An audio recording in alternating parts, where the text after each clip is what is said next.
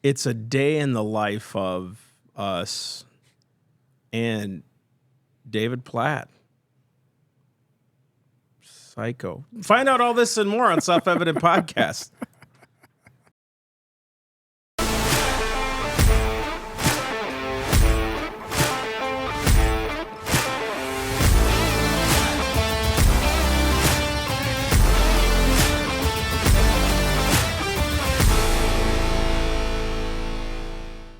What's going on, everybody? This is Massey Campos here with Self-Evident Ministry, Self-Evident Podcast, Self-Evident, all of it. You got Massey, you got... Yo.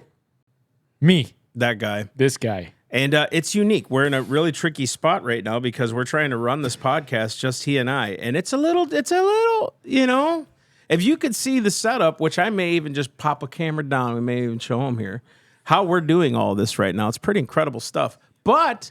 we've got a lot to do here, a lot to talk about. So go to theselfevidenttruth.com. You guys can find out more information about what we're doing, especially with the tours coming up here. I got to go to North Carolina tomorrow-ish, Thursday, and do some stuff out there. Then we come back and we do Tejas, which is fantastic. That's going to be fun. Mike's going to be out there doing his own tour as well, which is great. And Mike, you can kind of add on comment on that. Yeah. So we will be out in Texas middle of September, which it is September. Great. That's awesome. But yeah, we will be out in Texas. We're going to be there for a couple of weeks, and it's going to be a lot of fun because the last Texas trip we took was a lot of fun, and we ended up getting requests of, hey, when can you guys come back? When can you come back? So we said, okay, September, why not?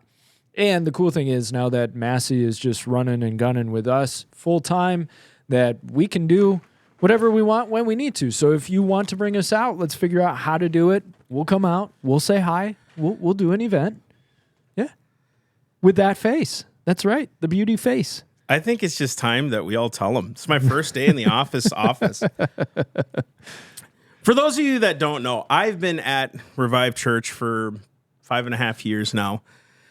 Full-time associate pastor, which has been awesome, and I was so privileged to do it. I'm honored that they even trusted me to do it. I think we talk about it a lot, you and I, especially because you were trusted there with some stuff too, and you since moved on. But like I still go to church there. I'm still helping run some of the ministries and oversee some stuff. But just like this was a big, bold step for me. When I brought Mike on and my wife, who's running the ministry, my job was merely to go out and preach, have some vision, but they are going to run the operations. And I was in prayer one day, and this is where we never really got deep. So we're going to go into the life of Self-Evident and Massey and all this other stuff, okay?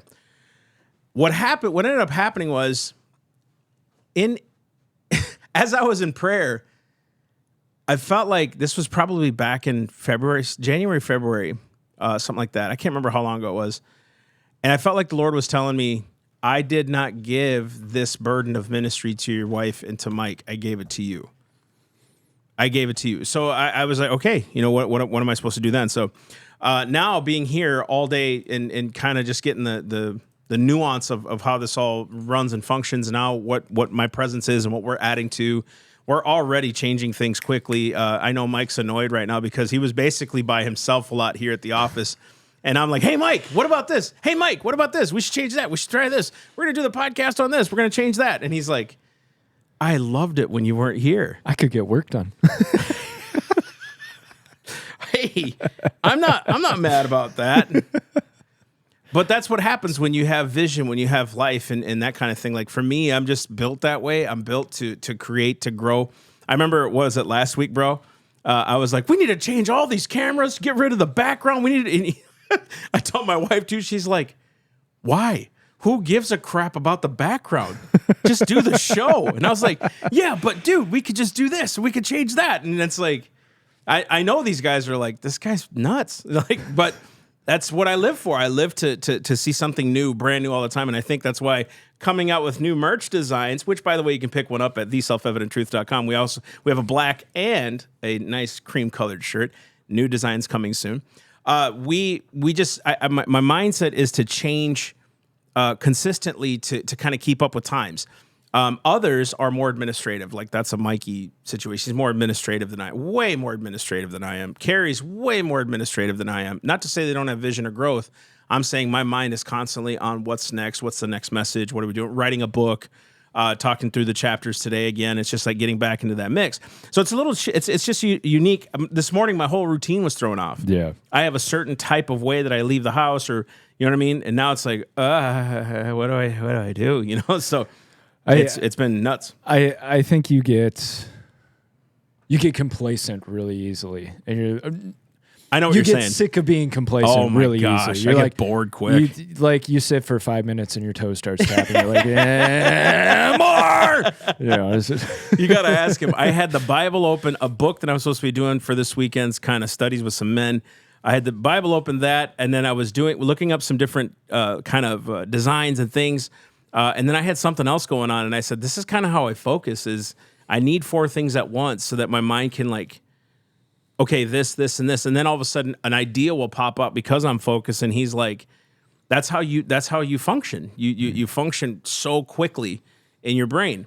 And the downfall of that is things don't get done. So like my job is once I focus on something, I've got to see it through all the way to the end.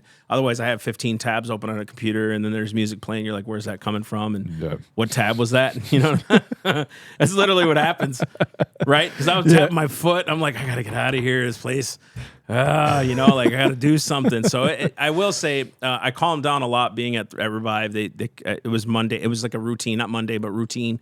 And here it's just setting that routine. You know, what are we doing? What's the meeting? You know, all that kind of stuff. I think that's a big part of it is getting used to the routine of what are we doing? You know, and kind of getting a grasp on, okay, this is what's going on. This is what's happening with this. This is how we're going to run forward. So, you know, it's first day jitters. First day, yeah. It's like, well, what else can we do? And I've got pictures everywhere. I got it because I took them off from the old office. I got to hang them up, and I don't know. It's just a day in the life, you know what I mean? It's quite a fun time. I'm so grateful that we're here. By the way, Saturday I went out on a ruck with you guys. You freaking liars!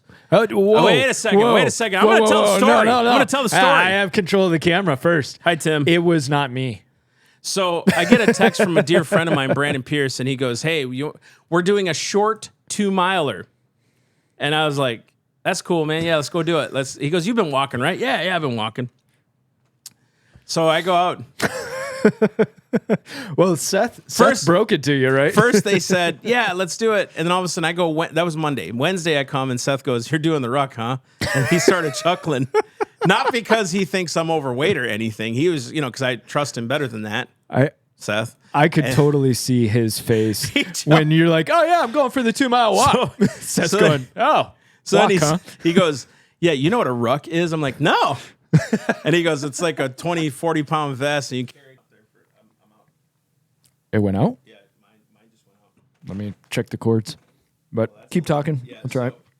So the unique thing was, it just, my whole, it might be just my headphones too. But, so I show up to the ruck, and I'm like, okay, what am I doing? How am I doing this? What's going on? Then everybody shows up with all these packs, and Brandon shows up with 2 20-pound kettlebells and a vest.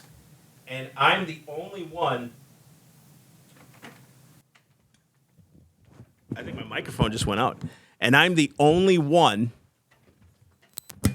Oh, there it is. I unplugged my own mic, guys. See? We're doing it all by ourselves right now. My bad. We'll duct tape this thing together. So I show up on the Saturday and I'm ready to go. It's 6:45 in the morning. I just get the down low, and John Hayes looked at me before I came, and he goes, "Yeah, you're about to get it." So then I went up to Brandon Pierce and I said, "Dude, you freaking lied to me, man. You told me this was going to be a 2-mile walk, and it's this ruck pack thing." And he goes, "Dude, look at you. You are the ruck." And I was like, So these wonderful gentlemen, please show yourself, sir. These wonderful gentlemen are like praying, and they're all skinny and ripped, all of them. And it's like, I'm the only, you know who's going to be behind, right? You think that I'm going to be behind. So I go, and I was not the last one. You were not. You were not the last one. So you can. I kept up. I can hold my head. Keep it okay. I can hold my head up high on this one. Yeah. Now, I didn't do the weight thing like everyone else did. And by the way, there was another fella that showed up with another fella They were like 20 minutes late. And not only did they catch up, they passed us. Those guys were beasts. That's one of those things where you're like, I would have done better not knowing that happened, because these guys showed up like 20 minutes late and got done at the same time as everybody else. If you run, I guess. But dude, they were it's cooking already too. sadistic. Yeah, and I looked beside me, and they're like, "Hey, boys, how you doing?" And I was like, "Good, I'm doing great." Oh, by the way, so through this ruck, right? It's a 2-mile walk throughout this thing. The last half mile or so is all sugar sand. That was terrible, dude. Seth warned me of that. He's like, I know the route we're taking. I was like, oh, okay. He's like, yeah, the last part of it's sugar sand. He's like, oh, are you kidding me? And it was miserable. Brutal. It was miserable. That was brutal. So if some of you don't know, I'm on a kind of a weight loss journey, right? And a friend of mine was so gracious. He's like, you've kind of been off and on one for a while, but you need to stick to this one. So I'm trying, which is so stupid because I'm eating actually really well. And yesterday I gained like 5 pounds, and it really frustrated me when I got on the scale. So I really wonder about water weight on that. Yeah, though. Don't trust the scales. So trust your looseness, right? Like, look, I'm sitting down and it's actually loose. It used to be really tight around the chesticle area, and so now, here I am. So I survived the 2-mile ruck. I went to Brandon, almost punched him. I said thank you. Good. And then there was a Bible study after. It was really cool. But you do realize to punch him, you would have to like I would have to jump off the hood of the car. Brandon, stand right there. I need to hit you. What is it? Mike Tyson's knockout? The jump up? Anyway, so that happened, right? Now here comes, I packed out my office on Friday when no one was in the office because I didn't want the waterworks. I mean, being with a team like that for 5 years, again, day in the life, self-evident. So I've now exited that office coming into here. And so this morning, it was just kind of a cool, surreal moment of, okay, we started off with no office, right? I mean, and you were with us at almost the inception, but you were there with us. Yep. And so we didn't have any office. It was in the home office of my house. When we got this office, I didn't come in here. I was still over at the church. So now it's like, holy crap, we've been here 8 years, right? Tons of events all over the country. And now I get to actually go into the office that I have. Like, I've never actually really had an office here. So it's really cool. And that's my story. And I'm sticking to it. I had 4 hard-boiled eggs, some chicken salad, and that's that's it. And I daydreamed eating a Snicker bar. That probably added about 50 calories. Yeah, I know. To it, right to the thighs. Yeah, it was straight there. Right to the thighs. Cellulite. I mean, can anyone relate to that? You just look at a candy bar and you gain 10 pounds. You're just like, I'm not even eating these things, but you just, Yeah. For me personally, it's been a very horrible journey. And meanwhile, look at you. Yeah. But honestly, you heifer. I was waiting for somebody to be like, are you kidding me? But I will say I do like ice cream. At the beginning of the year, found out, okay, gluten and dairy aren't really good for a medical condition I have. So it was like, okay, I got to cut this out. I've actually been off of that was too. Hard. Dairy's been hard to kick because it's in everything. You know what I mean? And this kind of dairy, we all know, right? If you're watching this show, you're probably conspiracy theorists like us, as what the left calls, or the right, whoever they call us this. Everything, all the RSBGHs and the BTs and the dairy's not dairy anymore. It's a bullpea. I don't know. Bull piss. It's just plastic. It's just at this point. It's just everything's plastic. Everything's soybeans. Yes, soybean plastic. Yeah, everything's yeah. It's got Botox in it. We don't know. We don't know. Everybody's walking around with their face like this. I read some article because of all the plastics. Young women actually, their hormones grow. They're quicker than back then. So 16 was kind of the age. Now it's like 12. Yeah, that they start to blossom and grow and to kind of get. So yeah, if you guys know about that, comment below. What do you guys think about all the plastics and RSBGHs and the? I don't know what I just said. All that, right? And then it grows estrogen levels in men, which creates weak men, right? Yep. And I believe that happened, just with all this stuff. I agree. So you look at the numbers and testosterone levels are dropping year after year and all of that. Totally. And then the fluoride in the water. And basically, don't eat or drink. That's really what you need to do. That's right. So kind of just showing you, and we'll probably do this more, kind of this day in the life of stuff, like what's been going on in our week, what you guys can pray for. What we really need prayer for is not just the events that we do, but the support that we need to continue to move forward. So please pray for that. If you guys want to pray for provision, also pray for our families. I mean, I know stepping into this more and more, the spiritual warfare is hitting pretty hard on both fronts with both of our families. So please pray for that as well. This Friday, we're probably going to talk about the corruption of the Republican Party and how corrupt it has become. And it's very hard for Christians. It's very hard for certain Christians to align with the Republican Party because of some of the corruption that's happening. We want to expose some of that. And hopefully, some say it can't be reformed. Some say it can be.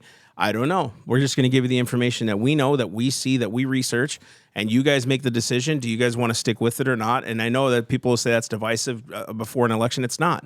It's actually seeing what we can correct as we continue to move forward. So really, it's that. I think the big part of that too is this is the time to talk about it. Absolutely. Because everybody's thinking about it. Everybody's trying to figure out, okay, who are they going to vote for? Or everybody should vote for so-and-so and all of that. So I think this is the perfect time for all of us to start really discussing, what do you want out of your political party? Truth. And does that political party actually give you what you are requesting? And Christians have that added accountability of spiritual position. Right. And some people think, oh, well, it doesn't matter. I just got to pick the lesser of two evils. In a sense, I get it. Like, at the end of the day, it's Kamala or Trump in this whole thing. But there is that conscience before God, and not making a conclusion on it, but we're going to talk about, hey, what are the issues with the Republican Party and how do you change that? That's right. Can you change that? Can you change it? And what has history shown us that can change? And sometimes it takes a firm hand from the Lord to do that too. Sometimes we need to go through those things. So we're going to talk a lot about that and more. Again, thank you so much, guys. If you guys can share this podcast with a friend, we wanted to minister to somebody, because I know talking about the day in the life ofs type of thing really helps other people grow. Like I'm probably going to do something real soon here, just a day in the life of just dadhood. You know what I mean? Like husbandry, all that stuff, just being a friend, what that looks like, biblical correction, like all that stuff, just like how to be a Christian, how to walk this thing out. What do I do? And where have I failed, and where have I succeeded? Where has the Lord really brought me from and to, so there's a lot there. But we're going to get into this this topic. Here we go. We're going to get into it. We're going to get into this David Platt guy, which I didn't know much about. So go ahead and square her up. David Platt, he's hyper evangelist. He's been known in the evangelism world, and he's kind of that lightning rod for controversy. And you're really for him or you're really against him. He wrote probably his most popular book is Radical. So he has this concept of, in order to actually live out your faith, you have to basically throw it all away and go out into the mission field. And I will say, I have heard the guy flat out with my own ears at an event he was speaking at be pretty extreme in terms of what he believes the expectation of American Christians should be, in the sense of you have to leave your home and go out into the world. Not even go to your friends and your neighbors in America, because he said everybody in America has already heard the gospel. They're all asleep. You've got to go out into the world to people who haven't heard the gospel. And he really works from this concept of that the blood is on your hands if you're not out in the world in other countries bringing the gospel to people who have never heard the gospel before. Now, we at Self-Evident, we have a bit different look at all of that, but this pertains specifically to immigration. And this clip is making its rounds on X, and I thought we would put our 2 cents in on this whole thing, because he's looking at it through his lens, and I gotta say I don't agree with his lens, but let's go ahead and watch the video. Let's see what happens. You guys be a judge. Problem when Christians in the United States are the most resistant to refugees in our communities. Like, we believe Acts chapter 17, God orchestrates the movement of peoples among the nations that they might be found by him. And the way God has put in so many communities where we live, people from other places in the world, even from places specifically in the world that have little to no access to the gospel, where it's hard to get to those places, God's brought people from those places to our doorsteps, right outside where we live and where we work. So let's be intentional to love them with the love of Christ, to help them amidst all the challenges they're walking through, just as a picture of doing justice and loving mercy, loving our neighbors as ourselves. And as we do that, let's share the greatest news in the world with people from the nations that God has brought to our. Put your thoughts below. We're going to give our thoughts, but I want you to put your thoughts below, because I want to hear what you have to say. Please. What you thinking, Mass? Listen. I don't like this. I think it's maybe callings, but like we almost portray Jesus as this singular figure that all he did was love and like help people. And then when you say this good news, like it just sounds really weird to me. You know, when I look at how the apostles preached, and don't tell me it was any worse back then than it is now. Sin is sin. Dude, they busted a prostitute and a dude and put him out in the middle of the street. You don't see that being done today, okay?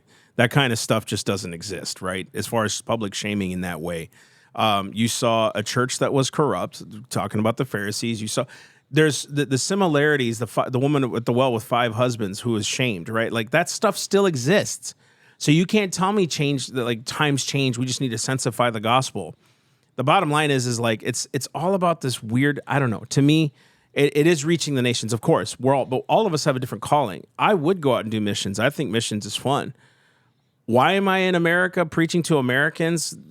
I dare say, even to our missions team, probably one of the harder mission fields is to preach to Americans because we think we got it all together. That to me is a calling. I don't care though. I don't care where you preach as long as you preach, right? And everybody's called to it. So I don't know.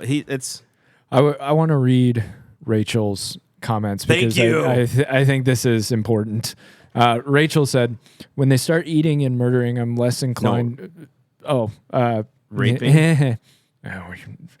I'm less inclined to love, need to protect ourselves with wisdom and discernment. We need to use wisdom and discernment as well.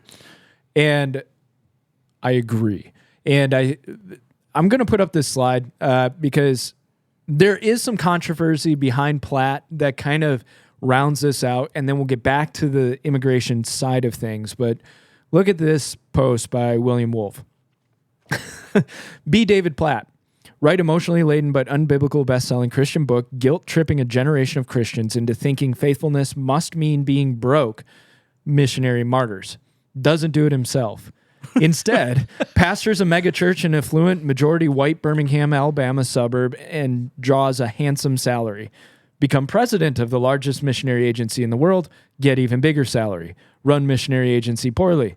Preach at major conferences. Use platform to go woke and preach against small rural white churches. Leave for another megachurch outside of D.C. in one of the wealthiest counties in the USA. Destroy and divide church with CRT. Buy $1.1 million house. Drive Range Rover.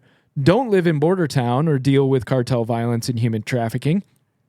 Now to a scripture to guilt Christians into accepting national suicide through mass illegal immigration. Still be an evangelical celebrity. To not that many though. You know what I mean?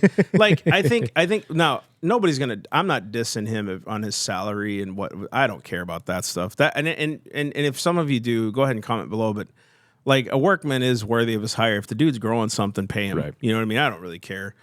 I know my salary and it ain't like that. I ain't driving no Range Rover. As a matter of fact, I love my little 98 Lexus, but even if I had a truck or anything that like someone blessed me with or whatever, like someone blessed me with a motorcycle, you know what I mean? Like that blessed me with it, you know? It just like that kind of stuff doesn't bother me. What bothers me is like what he said, you guilt trip others into this like thinking of it's all sacrifice, it's all this, but everyone else has to sacrifice but you.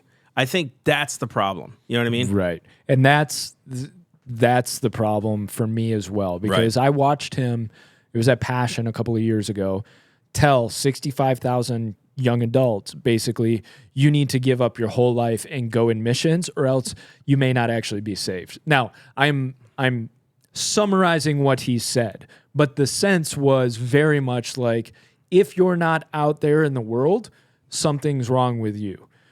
For me, then this goes into that whole callings thing, and we'll get into the immigration stuff in a second, but you got to understand where his lens is, his outlook. His worldview, and this happens with evangelists a lot, is everybody should be an evangelist to the extent they are. Right. The problem with that is not all of us are go to other nations evangelists. If I were called to another nation, the Lord would place it in my heart and open up opportunities for me to go to another nation. I feel more called here in America because I see everybody going, I got to go to Africa. God bless you. I see the problem here. Right. I see the structural issues here. I see the decay of good people whom I love. Right. And I want to see lifted up. I'm a teacher. I'm a discipler. So what I want to do is take Christians and get them to the next level. If you're a Christian having an issue and you're not walking out your walk the way you should be, my heart breaks for you. Just like his heart breaks for the starving kid in Africa. Neither of us are better than the other. We just have different callings. I wonder if he's going to give his Range Rover to that starving kid in Africa. I mean, probably not. I mean, I'm just throwing that out there. Just throwing it out there, boys. I mean, girls. He has to drive something to the grocery store when he buys a loaf of bread to send to the starving kid in Africa. Yeah, and I think too, like to condemn others for something that you think should be done but don't do yourself. And we don't know what he does really, because he, like the guy said, a celebrity kind of evangelical preacher. Okay, let me reverse that. I was talking to a friend of mine the other day, and some people will say this is an excuse, but it's really not for me, and I don't really care what people think. I don't care the means it takes to get the message out there. But I've never gone the way that I could and take advantage of opportunities.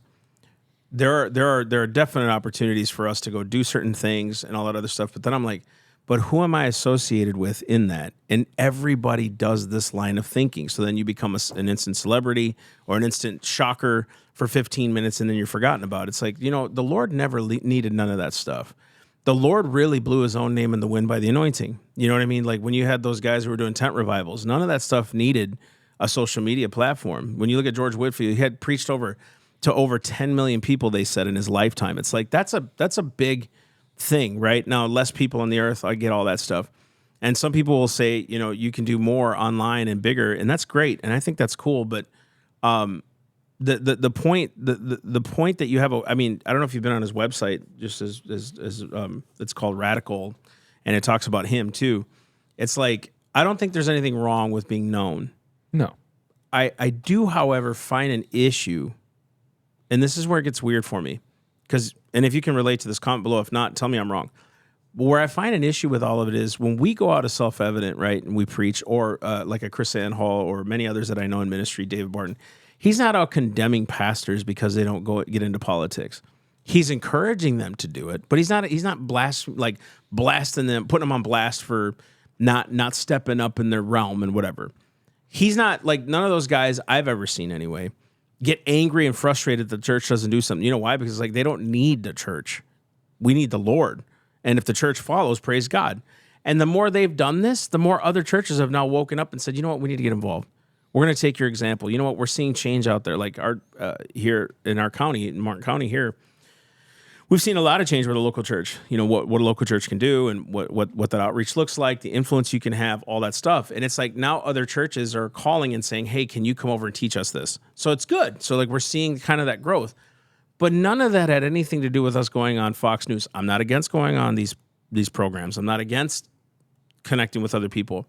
I just want the Lord really to do what he's going to do. Because then I don't have to maintain the relationship. I don't have to keep texting, hey, did you make sure to get that program in? Like, if the Lord wants to do it, he's going to do it.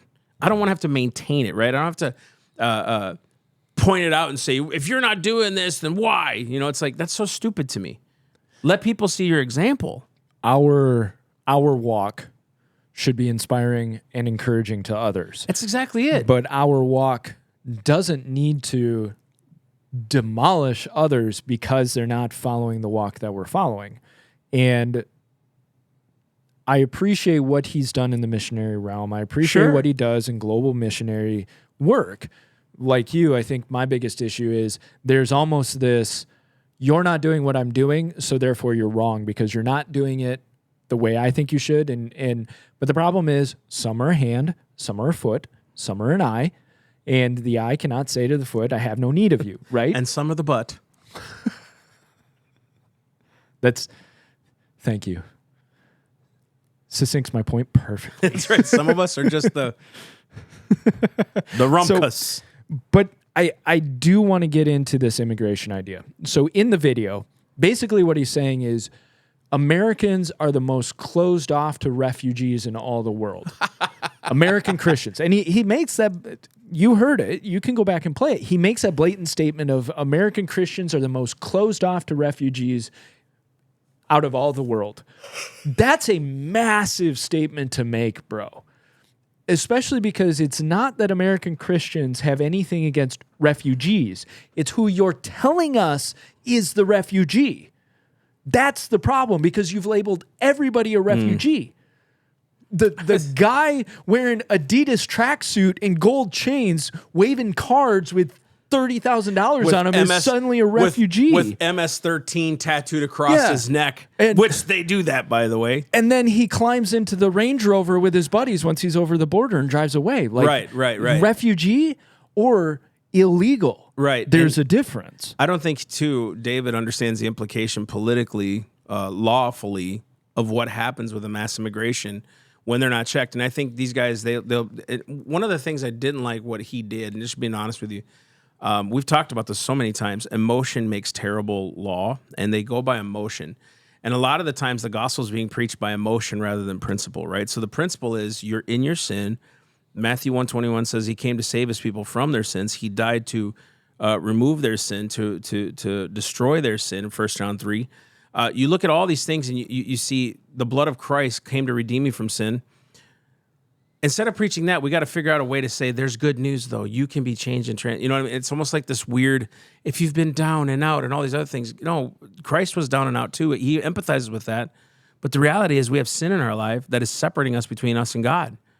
There's two choices here that you can have: an eternity with Christ or eternity without him. Eternity in heaven or in hell, a separation from God eternally. And when you don't preach that, people are almost left with the sense of, I now have a buddy with me in this journey instead of a savior and a king and a Lord. And when he does these kind of things, when he does this, when he says, you know, this emotional plea for refugees, he's not understanding the process of coming into a nation legally. As a matter of fact, I want to ask David, what does it look like when a non-Hispanic goes into Mexico illegally? What does it look like when a non-Iraqi goes into Iraq illegally? What happens in any other country? What happens to him? Right. That it typically is jail or worse. Worse. And it's like, are we going to sit there and say there's no? We respect what they do. So you know what people don't tolerate? You know what they don't do there? You don't go in there illegally. You follow the laws.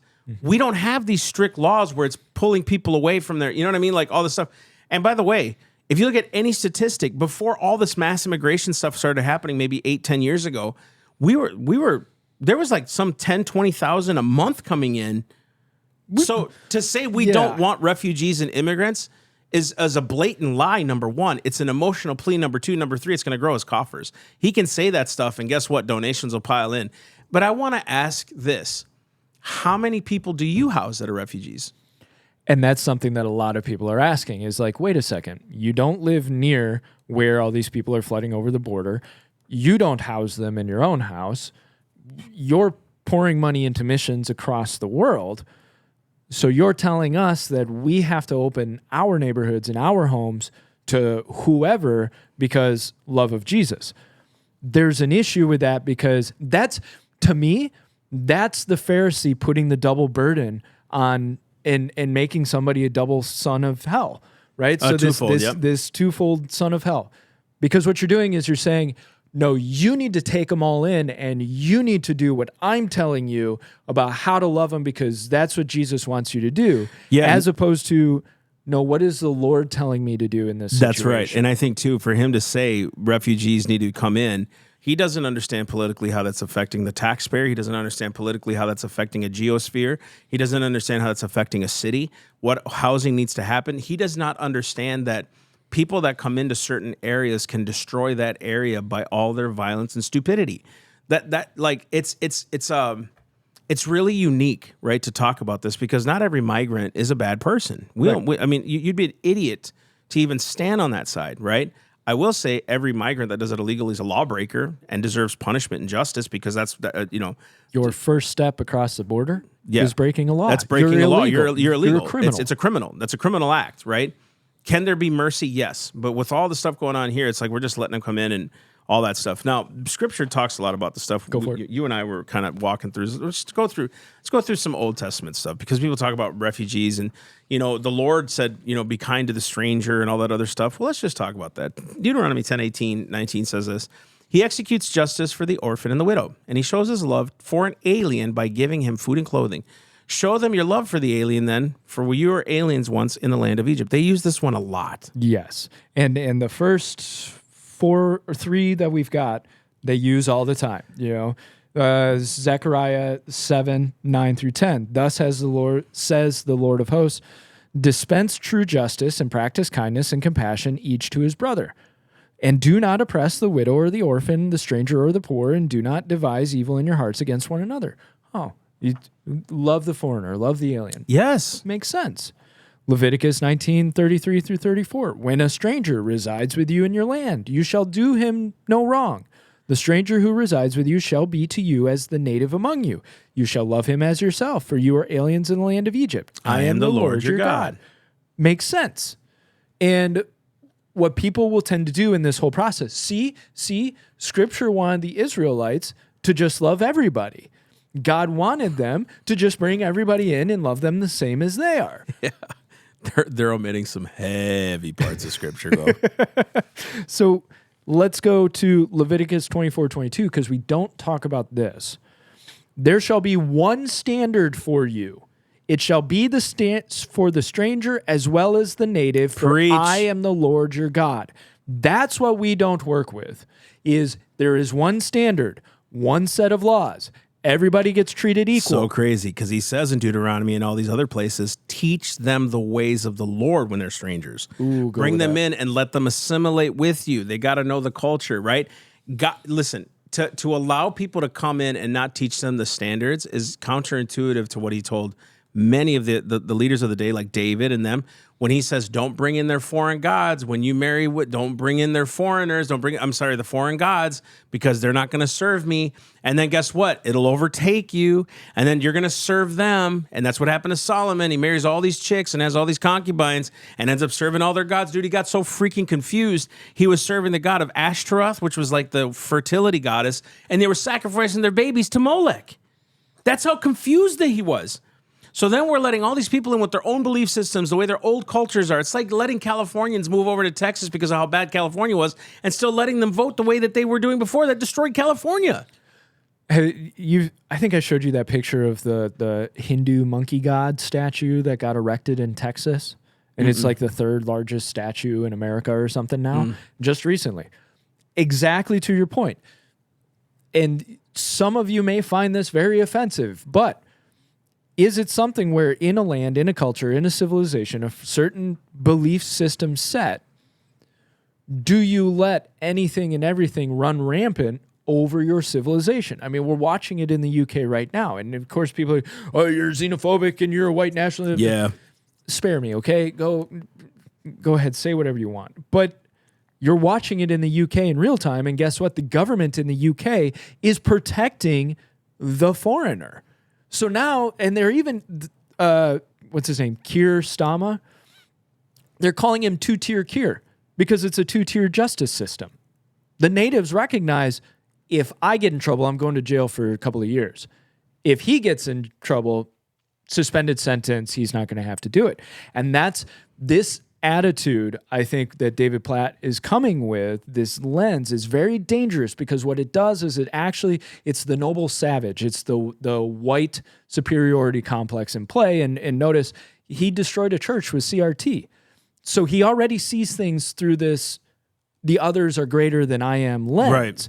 Right. And so now it's the noble, savage foreigner who I have to bring in and I have to uplift above all us dirty, evil, awful Americans who don't love them enough. And we've got to show them our love and really bow before them in a way. Now, I'm exaggerating a little bit, but this whole belief is very dangerous because what's happening in the UK suddenly turns around and happens here if you put somebody else, another people group, on the pedestal. That's actually happening in San Francisco and California. It's just one example, right?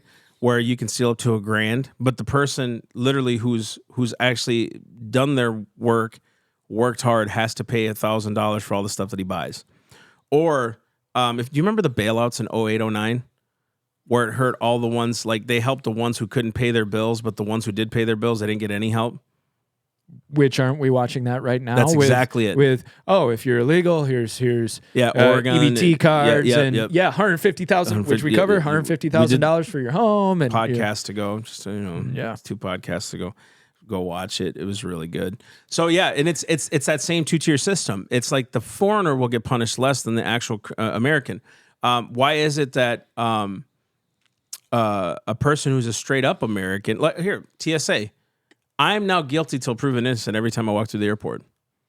Isn't that crazy? Like I now have to be proven that I'm innocent. Here's a question. Instead of innocent till proven guilty. Why are you not given a free airline ticket to any city that you want to go to?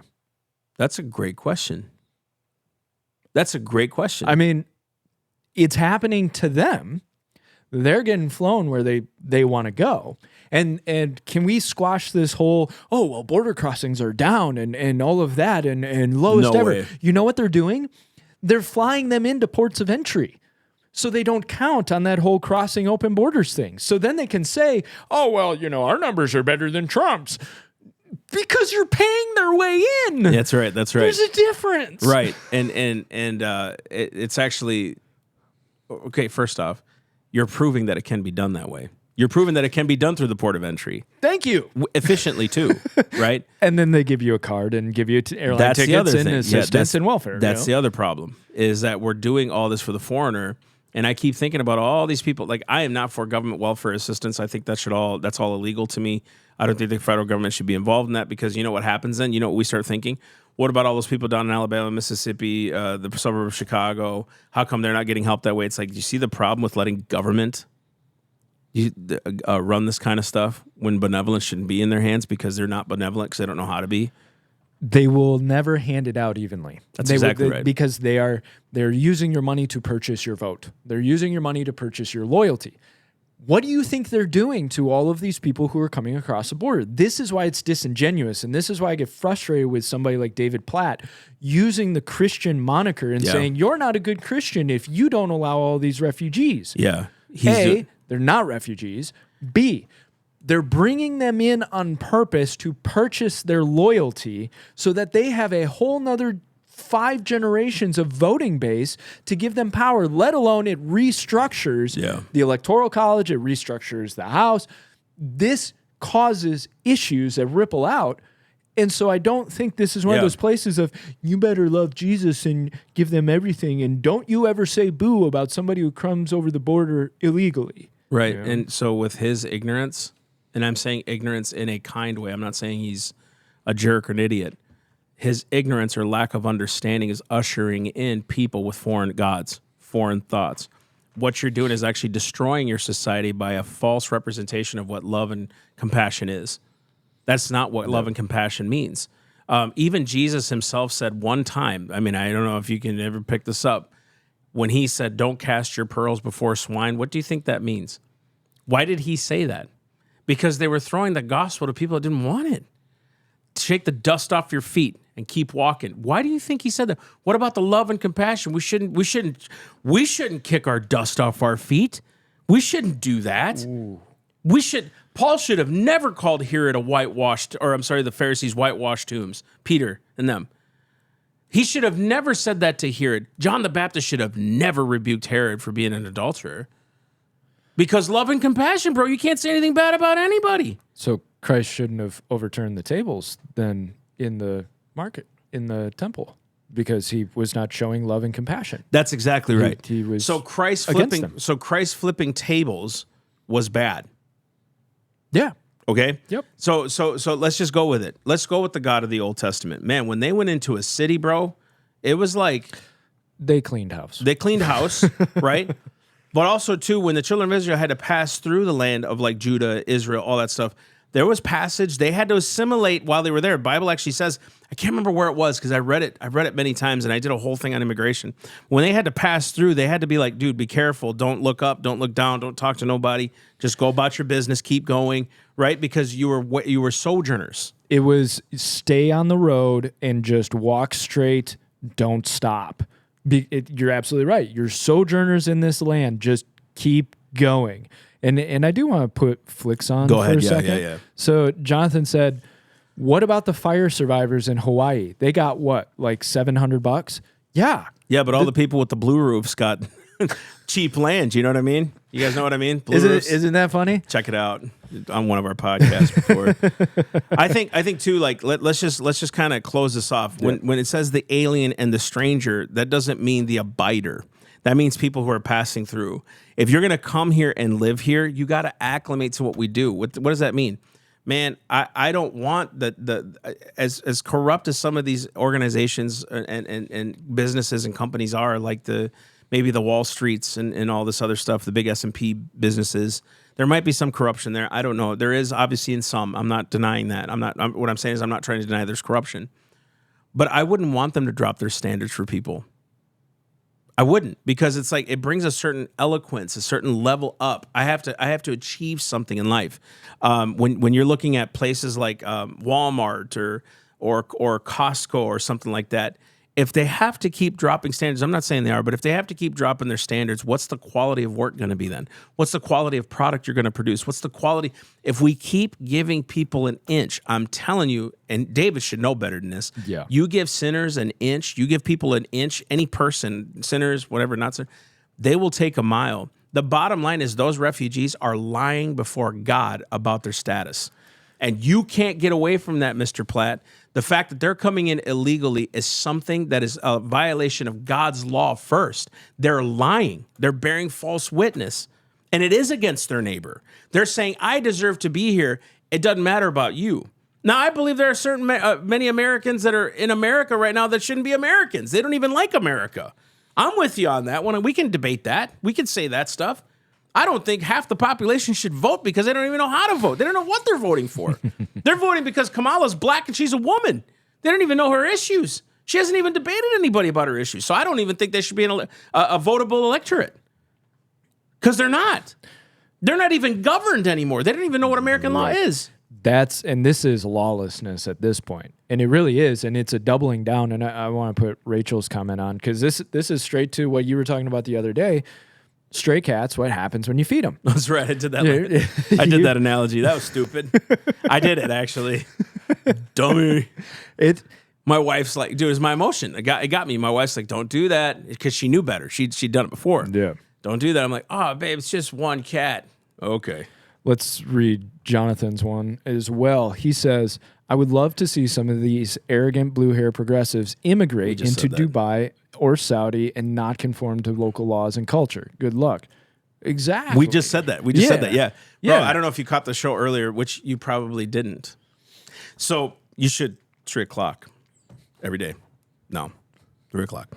So we talked about what happens with a person who goes into Iraq illegally, right? Or like he said, Dubai or Mexico. But I think more so what he's saying is, because we were talking crossing the border illegally. He's talking like, if you go into Dubai, guess what? If you break their laws and their customs, you'll lose a hand. You'll go to jail. John. You'll be My beheaded. bad, John. Misunderstood. You know? And so it's very true. I don't. If you would have asked me 5 years ago and said, okay, you have two options. You either allow everybody to have everything in your civilization, your culture, because you are going to be a secular culture. You can either do that, or you draw your lines in certain values, belief systems, all of that. Which one do you pick? I would have said, well, we've got to respect and honor other people's beliefs, and it may not be mine, and I'm not going to force my beliefs down other people's throats. I'm not so sure I take that line anymore, because what happens is a stronger culture comes in to fill the void. Right. And you're watching it in the UK. 100%. And if you look at a place like Saudi Arabia or Dubai or whatever, isn't it funny that weaker progressives, they don't get a stronghold in those nations. They don't get their chance in those nations. That's good. Yeah. That's good. Yeah, no. And you're right. They don't have an open way of doing their own thing in that country. No. Whereas America does, in a sense, right? But we don't even uphold state law really anymore. And every governor should be irate with what the federal government's allowing to happen. They should be like, dude, no, I have to worry about the citizens of my state. These people aren't citizens. They haven't been assimilated. They don't even know half my state doesn't even know what the state constitution says. Now we're letting people who are straight up from a foreign country, they're fleeing. We don't know what they're fleeing from or for or what and why.